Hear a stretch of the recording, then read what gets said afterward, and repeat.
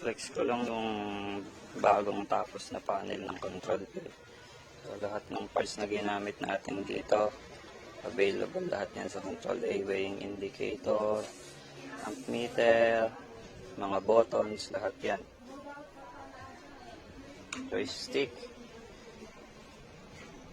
available yan. So, ginamitan natin ito ng CP1L na PLC. Omron relay, manual power supply, ang mga linear power supply. Meron din tayong ginamit dito na control A na relay. OEM ng control A ito. MY4N.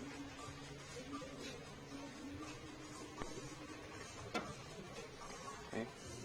So, lahat ng nakikita nyo dito, cable duct, socket, terminal block, available lahat yan.